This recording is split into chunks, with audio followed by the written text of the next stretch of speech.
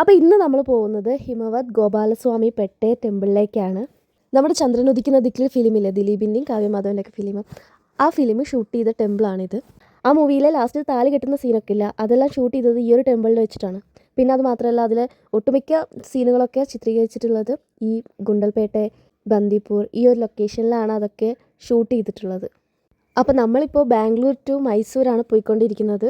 ഇപ്പോൾ ബാംഗ്ലൂർ ടു മൈസൂർ വരണമെങ്കിൽ 1.5 മണിക്കൂർ മതി എക്സ്പ്രസ് ഹൈവേ കൂടെ വരികയാണെങ്കിൽ. സാധാരണയൊക്കെ ഞങ്ങൾ വരുമ്പോൾ ഒരു നല്ല ടൈം എടുക്കുമായിരുന്നു, 3 മണിക്കൂറൊക്കെ എന്തായാലും പിടിക്കുമായിരുന്നു വരുമ്പോൾ.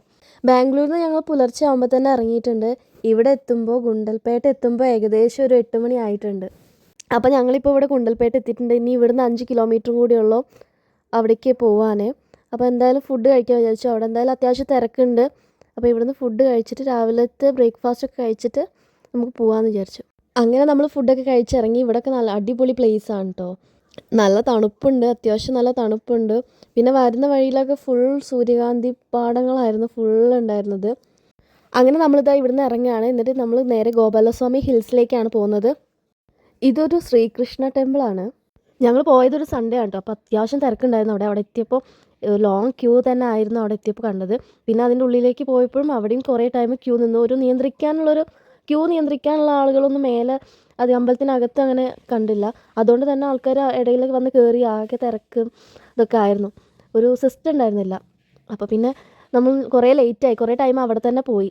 പിന്നെ നിങ്ങൾ വരികയാണെങ്കിൽ എന്തായാലും സൺഡേ വരാതിരിക്കുകയായിരിക്കും കുറച്ചും കൂടി നല്ലത്. കാരണം ഭയങ്കര തിരക്കാണ് സൺഡേ.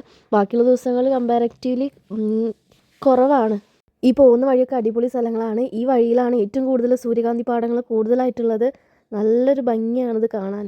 അങ്ങനെ നമ്മൾ ഇവിടെ എത്താനായി. ഇവിടെ എത്തിയപ്പോഴാണ് ഇത്രയും വലിയൊരു ക്യൂ ഉണ്ടായിരുന്നു മനസ്സിലായത്. പിന്നെ നമ്മുടെ വണ്ടിയൊന്നും മേലേക്ക് പോവില്ല. വണ്ടികളൊക്കെ ബൈക്കായാലും എന്തായാലും താഴെ പാർക്ക് ചെയ്തിട്ട് അവർ ഗവൺമെൻറ്റിൻ്റെ ബസ്സുണ്ട്, ആ ബസ്സിലാണ് അമ്പലത്തിലേക്ക് കൊണ്ടുവന്നത്. അതൊരു ഫോറസ്റ്റ് ഏരിയ ആണ്. അതുകൊണ്ട് തന്നെ നമ്മൾ അങ്ങോട്ട് പോകാൻ ബസ്സിൽ മാത്രമേ പറ്റുള്ളൂ. ഈ ബസ്സിൽ പോകണമെങ്കിൽ ഒരാൾക്ക് 70 റുപ്പീസാണ് വരുന്നത്. ഞങ്ങൾ 2 പേരുള്ളത് കൊണ്ട് ഞങ്ങൾക്ക് 140 റുപ്പീസാണ് വന്നത്. പിന്നെ കുട്ടികൾക്ക് ക്യാഷൊന്നും വേണ്ട. ഈ ക്ഷേത്രത്തിൻ്റെ പ്രത്യേകത എന്താണെന്ന് വെച്ചിട്ടുണ്ടെങ്കിൽ വർഷം മുഴുവനും കോട മൂടി കിടക്കുന്ന ഒരു ക്ഷേത്രമാണിത്. ആ കാണുന്ന മലയിലെ ഏറ്റവും മുകളിലാണ് ഈ ക്ഷേത്രം വരുന്നത്. ഇത് പ്രോപ്പർ പ്ലേസ് വരുന്നത് കർണാടകയിലെ ഗുണ്ടൽപേട്ടയിലെ അടുത്ത് വരുന്ന ബന്ദിപ്പൂരാണ് ഇത് കറക്റ്റായിട്ടുള്ള പ്ലേസ് വരുന്നത്. അങ്ങനെ ഞങ്ങളിവിടെ വണ്ടിയൊക്കെ പാർക്ക് ചെയ്തിട്ട് ക്യൂ നിൽക്കാൻ വേണ്ടി വരികയാണ്. പിന്നെ ക്യൂ നിൽക്കുന്നത് ആർക്കും പ്രത്യേകിച്ച് ഇഷ്ടമുള്ളൊരു കാര്യമല്ലല്ലോ. അപ്പം അതുപോലെ തന്നെ കുറേ നേരം അവിടെ ക്യൂ നിന്നു. അവിടെ നമ്മൾ വണ്ടി പാർക്ക് ചെയ്തിട്ട് ഇവിടേക്ക് എത്തുമ്പോഴേക്കും അതിന് ഇരട്ടി ക്യൂ ആയിട്ടുണ്ടായിരുന്നു. അപ്പോൾ ആദ്യമേ ഇവിടെ ഇറങ്ങിയിട്ട് നിന്നിട്ട് വണ്ടി പാർക്ക് ചെയ്യാൻ പോയാൽ മതിയായിരുന്നു തോന്നി. പിന്നെ ബസ്സിലല്ലേ പോകുന്നത്, അപ്പോൾ ഒരു ബസ്സിൽ തന്നെ അത്യാവശ്യം ആളൊക്കെ ഉള്ളൂ. അങ്ങനെ ബസ് മാറി മാറി വന്നുകൊണ്ടിരിക്കുന്നുണ്ട്. അതുകൊണ്ട് പിന്നെ വലിയ കുഴപ്പമില്ല. ക്യൂ നിൽക്കുമ്പോൾ പിന്നെ ഇവിടെ ഓരോ സാധനങ്ങളൊക്കെ വിൽക്കുന്നുണ്ടായിരുന്നു. പിന്നെ ഇവിടുന്ന് ഒരു മസാലപൂരി തോന്നുന്നു, അങ്ങനെ എന്തോ ഒരു സംഭവമാണ്. ഇതിൻ്റെ പേര് ഞാൻ മറന്നുപോയി. അത് വാങ്ങാമെന്ന് വിചാരിച്ചു. സംഭവം നല്ല ടേസ്റ്റ് ഉണ്ടായിരുന്നു. എൻ്റെ അമ്മയാണ് ഇപ്പോൾ കൂടെ ഉള്ളതെങ്കിൽ ഇതൊന്നും വാങ്ങിക്കാൻ സമ്മതിക്കില്ല. അത് അങ്ങനെ ഉണ്ടാക്കുന്നത് വയറ് അസുഖം വരും എന്നൊക്കെ പറഞ്ഞിട്ട് അമ്മ അതൊന്നും കഴിക്കില്ല, ബാക്കിയുള്ളവരെ കൊണ്ട് കഴിപ്പിക്കില്ല. അങ്ങനെ ഇതാ നമ്മളിവിടെ ബസ്സിൽ കയറാനായിട്ടോ. ബസ് വന്നിട്ട് എല്ലാവരും കയറിക്കൊണ്ടിരിക്കുകയാണ്.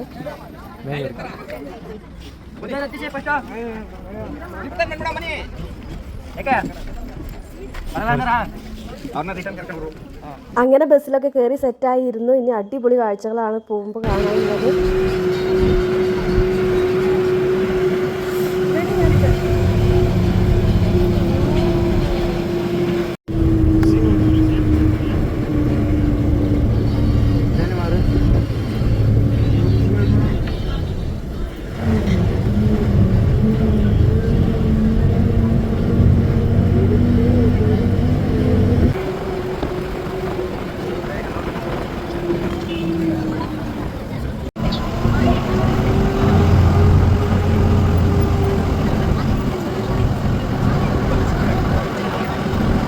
അങ്ങനെ ഇതാ നമ്മൾ ലക്ഷ്യസ്ഥാനം അതാ അവിടെ എത്തിയിരിക്കുകയാണ്.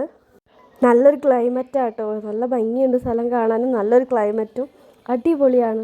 അവിടെ നോക്കി ക്യൂ നോക്കി ഇവിടെ എത്തിയിട്ടുണ്ട് ക്യൂ. നമുക്ക് എന്തായാലും പുറത്തുള്ള കാഴ്ചകൾ ഇതൊക്കെ കണ്ടിട്ട് നമുക്ക് അകത്തേക്ക് കയറാമെന്ന് വിചാരിച്ചു. അപ്പോഴേക്കും അകത്തുള്ള തിരക്കൊക്കെ ഒന്ന് കുറഞ്ഞിട്ടുണ്ടാവും അങ്ങനെ വിചാരിച്ചതായിരുന്നു. പക്ഷെ അങ്ങനെ വിചാരിച്ചിട്ടൊരു കാര്യമില്ല, അകത്തുള്ള തിരക്കൊന്നും കുറഞ്ഞിട്ടുണ്ടായിരുന്നില്ല.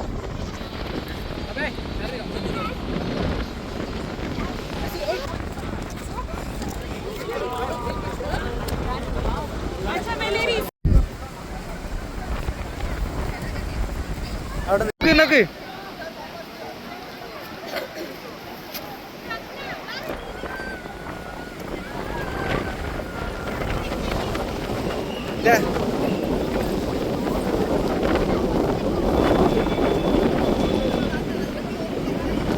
കേറി വാ, കേറി വാ.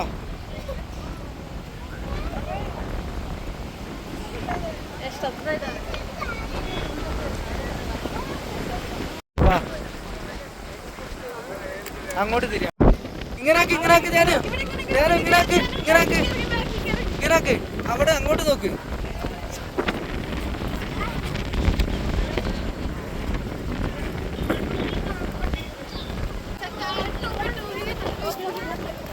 ഞാൻ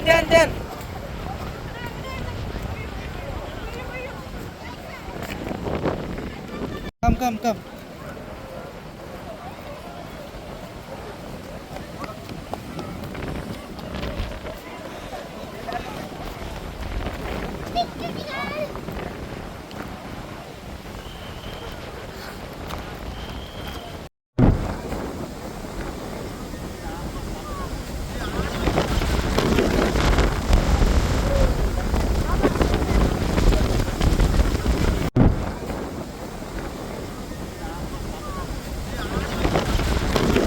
അങ്ങനെ അവിടുത്തെ പരിപാടിയൊക്കെ കഴിഞ്ഞ് ഇനി നമുക്ക് ടെമ്പിളിലേക്ക് കയറാം.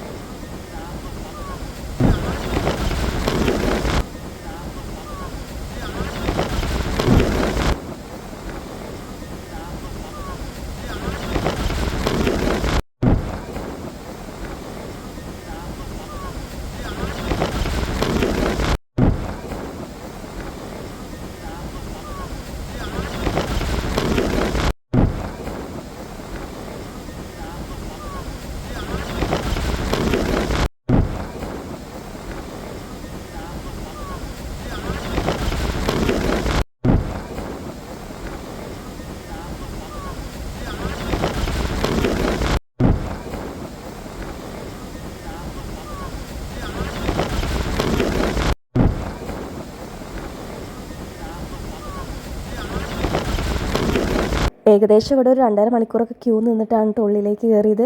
പിന്നെ ഇവിടുത്തെ ക്ലൈമറ്റ് അത്യാവശ്യം നല്ലതായതുകൊണ്ട് നമുക്ക് നല്ല സുഖമാണ് ഇവിടെ നിൽക്കാൻ.